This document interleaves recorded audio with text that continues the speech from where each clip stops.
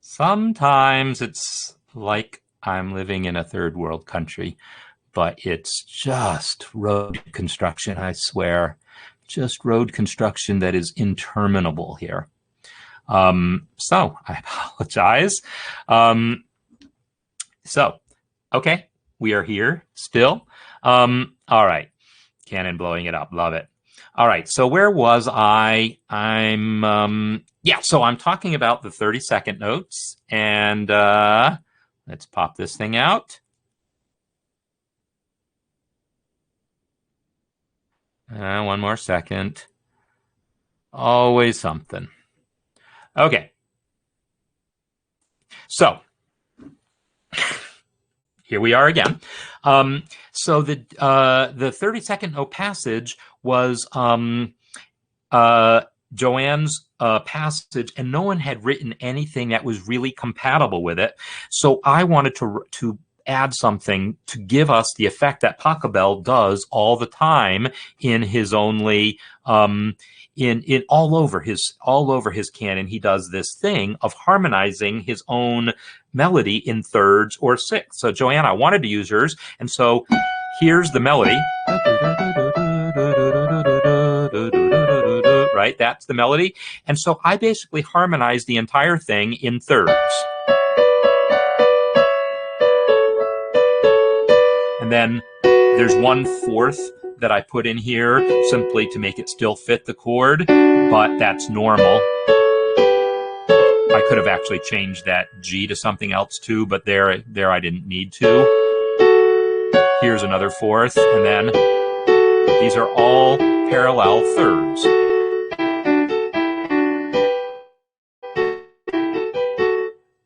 And then, I could have gone with a C sharp there, I guess. I probably should have gone with a C sharp there in my melody to harmonize better with your A, and we'd have a leading tone in there. Anyhow, so that idea of making sure we harmonize things in thirds or sixths, this is one of the tricks that Pachelbel uses all over the place, right?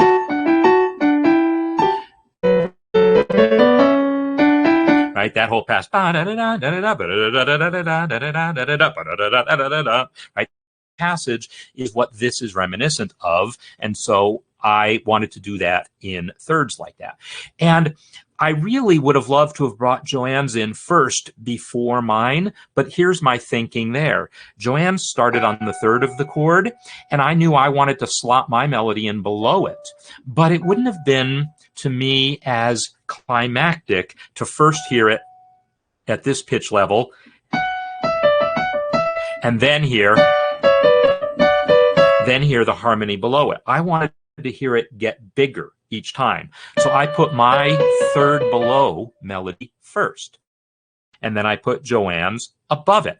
And then Gijs's melody starts on an A. So we get this effect of it kind of building what we call a pyramid structure. Let's listen to just that passage.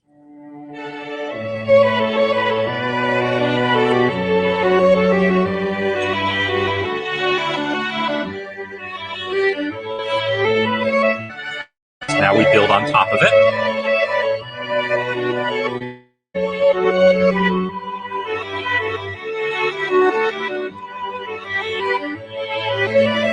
And now Gijs's comes in above it all, right?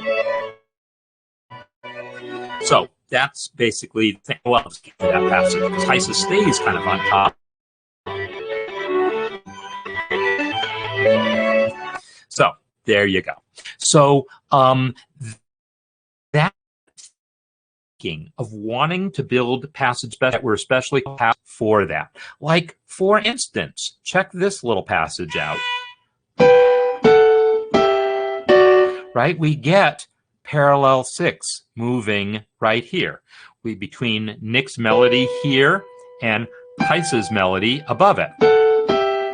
Right? So we get that one little passage where we get those parallel six, and that happened by accident. But so is it cutting out Is that what you're saying? It's cutting out for you? I think I've done what I can. And again, it's just the internet at my end that's unfortunately not my friend right now. I am going to check and see if my wired connection is better. I'm just going to check that every once in a while. So give me a moment.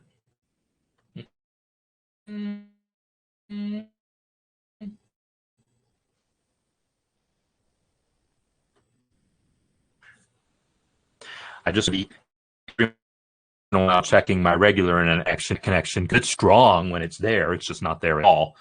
It went out about an hour ago. Like, yeah, no, less than an hour ago. Went out about 15 minutes before I was due to start. Okay, so I was looking for more opportunities to use those parallel six, and so I found a number of places. Here's another one here between these two melodies, and I'm sorry I don't always know whose melody which. I guess that's Michael and Colleen's melody here. So, oh yeah, that's the Giant Steps passage right there. And then we have actually. So we have, yeah, you'll be able to hear it just fine when you download it. So I do want to see if we're going to make any changes to it before I make it public and make it, let everyone get at it that way. Because there's a couple things I want to highlight here, and I'll do that pretty soon just in case we have more problems. So here we got to have almost parallel thirds, but not quite, because Colleen's had that little jump in there from the F sharp to A, and Michael's didn't. I got the right names. And so therefore, Michael's jump is at the end of that 16th note line, and Colleen's is at the beginning of the 16th note line. And that means instead of parallel thirds, we ended up with a couple of seconds along the way. And yeah, okay, whatever, that's fine. You can get away with that. Again, in 16th notes, you can get away with a lot of that kind of thing. So, but I did go out of my way to for things that unfortunately are not avoidable. So for instance, and I'm just skipping around kind of randomly, check out this little passage right here.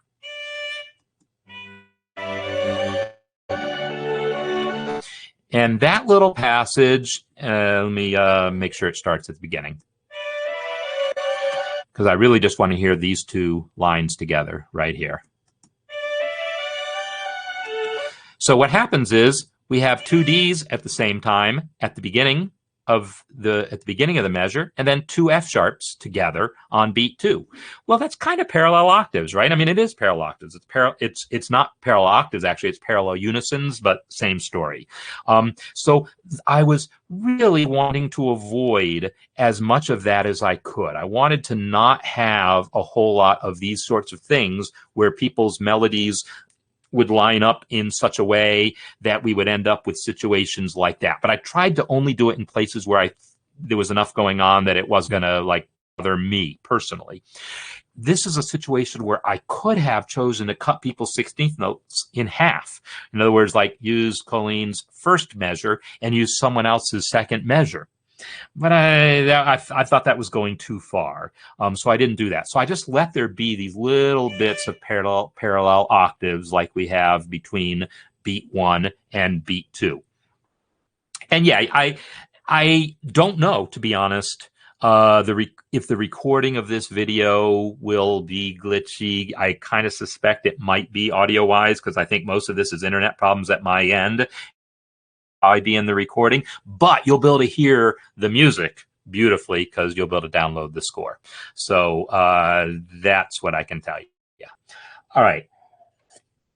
So let me jump to the end and show you the one other spot that I really kind of wanted to do something about, and it has to do with that whole business of that parallelisms.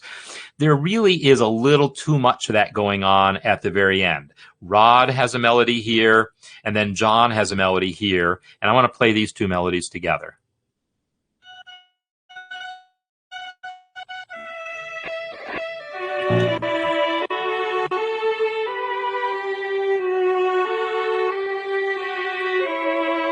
So there's a little too much of that parallel business going on here. We have an A here and an A there. And And John, am I going to post to YouTube? I actually answered that question before when I was offline, apparently. Yeah, I'm going to try. I don't know. MuseScore.com, their send to YouTube feature has been glitchy. So I'm going to try it. And if it works, great. But if not, I'll see if I can just make my own video. But yeah, the whole cafe will be on YouTube. But I'll try to get I'll try to make a video of just the canon itself and make it actually be good quality. So anyhow, we get a lot too much parallelism for my taste right here. We have A against A here, and then we have G against G here, F sharp against F sharp here, G against G there. That's way too much parallelism for my taste. It really makes this eighth note melody and that quarter note melody almost seem like someone deliberately is just filling in some passing tones or something. And I sort of told myself, that's all right. It'll sound like maybe someone did it on purpose. But to be honest, I don't like that. So this is the one spot where if I didn't decide I wasn't going to make changes to anyone's melodies, I probably would have changed it. And I tried to find other melodies that would work and work better in this situation at the end. But, you know, I'm also trying to make sure I get two of everyone's melodies and shuffling things around to make that happen. And, you know, you end up in a situation where you're a little straitjacketed. You have what you have to work with. And it's not that there's anything wrong with any of these melodies. It's just that when you line them up, you get this. And this is all about that track business, right? That I talked about last week. 3 tracks through those chords, and I talked about in the article I posted earlier. This right here, if we think about those tracks as I posted starting at the beginning of the progression, right here, this is track 1, basically.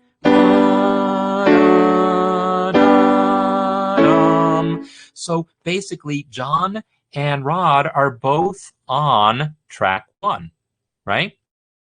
So they're both following this line. They're both following that, and starting with the A, actually. So they're both doing things that make total sense to do. It's great voice leading to follow the track, to follow the natural voice leading. But if two people follow the same track at the same time, then you get that thing of canceling each other out. That's a great way of putting it, Dawn. Parallel octaves or parallel unisons is technically what's going on, but the effect is they cancel each other out some. So this is a situation where they started off on a track and then they started to diverge, but then the tracks come back together because John goes up and Rod goes down. So, you know, there were different tracks for a while, but then they came together. So this is a spot where if I was going to really try to improve the piece rather than be faithful to the submissions, I'd be changing around some of the notes in that little passage right there. That's the only passage that I feel like would even be worth the effort. Because, yeah, there's any number of other, you know, slightly weird things here and there. But this is the only one that bothers me. And it bothers me only because it's there kind of at the end. The beginning and the end were the places I really wanted to make work as well as they could. So, hopefully y'all can understand what I'm saying and that, you know, the audio isn't too bad, but, you know, it is what it is. Feel free to let me know more in the chat about how it's progressing as far as the audio goes when I talk, because I could just join the chat with you and not even try so much to talk. But there's a couple, you know, I just want to talk about a few other random things that show up along the way. Another cool thing that I, you know, made an effort to do is dovetail. Maybe that's, I don't know if that's the right word, but this. Finding melodies that interlocked in a particular way. So what I mean by that is I'm going to look for a place, because I know there were some examples, and like right here, Michael's melody has a dotted eighth in it, but Linda's melody is moving at that point. So the overall effect here is going to be almost like there's the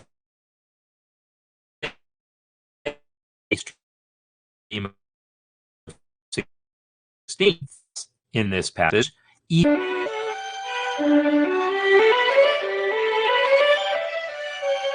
Right? So we got almost every 16th of those two measures covered between the two of them. They kind of filled in each other's gaps as far as that went. There's a couple other places where I think that happened even more. Oh yeah, like right here, Lois's melody is mostly slow moving, but it has just these couple of 16ths, and one of those pairs of 16ths here filled in the gap in, I think, John's, whose melody is that? I lost track of which line I'm following. I guess that's Linda's melody. Yeah. Wait a minute. Now I'm confusing myself. I'm looking at the wrong place. Oh, Lois. I'm trying to find this 16th note melody. Richard. There we go. Sorry about that. So again, this is a passage.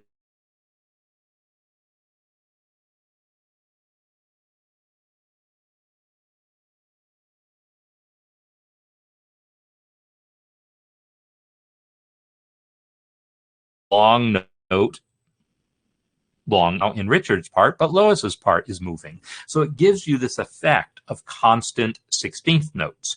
And that is something you'll often see in this type of music, Baroque counterpoint, all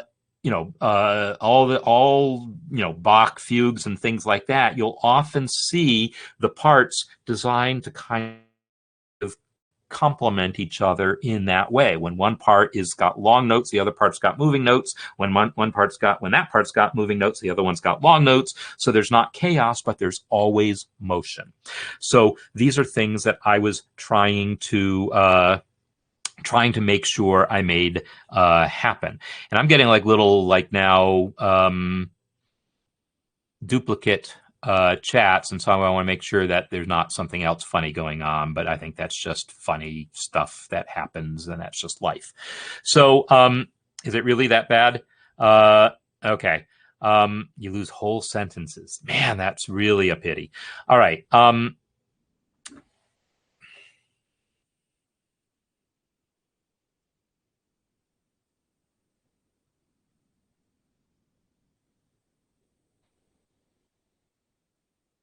Yeah.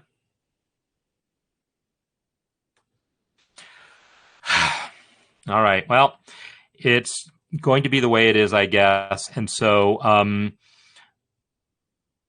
let's see. I guess.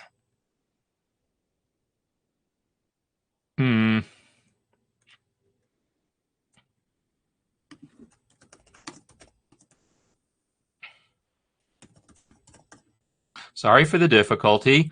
And yeah, I will record a separate video just with some concluding remarks, and then post what I can of this. And so I'm talking and chatting, so you can maybe hear me, but also see me. But I'll also keep talking just in case the recording comes out good.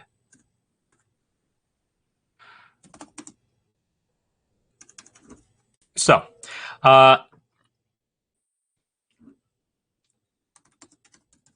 I will probably wrap up soon, though. Okay, so yeah, so those are some of the things. Here's another one where John's passage had all the sextuplets here. No one else wrote a passage compatible with that, so I made sure John only had long notes to go against, eighth notes mostly, or 16th notes only in limited context, like just that pair of 16th, because those 16th notes are going to, not clash, but they create a 2 against 3 feel against the sextuplets. And this creates also 2 against 3 fields there, where there's the 4 16th notes. So I wanted to make sure that John's line didn't create chaos, so I gave it a lot of space, but allowed there to be a little bit of interest going along in terms of those 2 against 3 things. But I tried to keep that limited, mostly keep it to 8th notes against John's line, right? So here's Kareth's line, that's 8th notes against that. And then Colleen's line comes in and it's just quarter notes. So by the time we get here, there's no 2 against 3s going on at all. So, the chat's showing up way before my voice. Wow, that's really interesting. It's normally the other way around, but you know, what are you gonna do?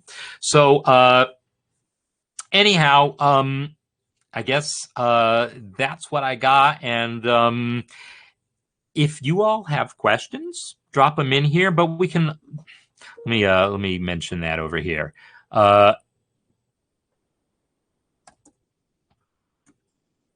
When I post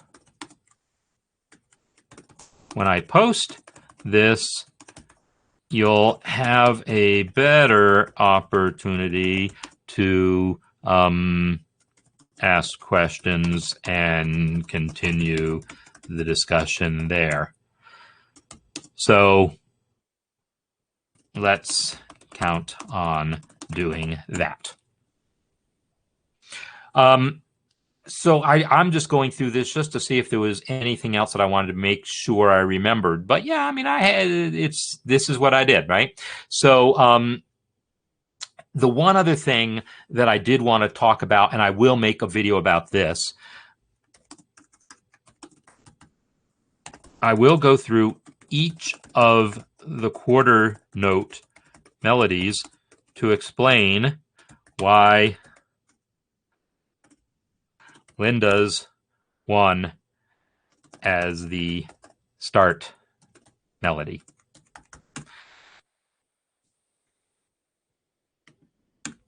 Yeah, I might be gone. All right. I think I'm not sure what's happening at this point, so I'm going to wrap things up, and we're going to just pretend it's going to work here. And just wrap up, right? Because obviously we're having a bad time here. Yeah. Okay. Thanks everyone for being here. I'll just let this music keep going anyhow, just because I can. It's put it in the background. And thanks for putting up with the chaos. And the last chat was in sync, but that's interesting. So yeah, I'm getting a little too flustered and things are just a little too chaotic, and I want to make sure I keep in my head what I want to re-say and everything. So in any case, I will post what I can as soon as I can, and let's just continue the discussion in the community. This is just my personal office. I have I rent an office, so I have a studio space to do this kind of stuff with. So anyhow, but it's in a location where it's a nice location, but they're currently doing construction on the road outside and have been for the last year, just about. So there you go. So yeah, it might be better now, but it'll probably get weirder again soon. So thanks again, everyone. Next week, let me just say something hopefully you can hear. Next week, we'll start something brand new, not connected at all to the whole basic music theory thing. I've got a project going on that involves sheet music for kind of totally different kind of music than we've been dealing with here. And we're going to be putting together some sheet music for it.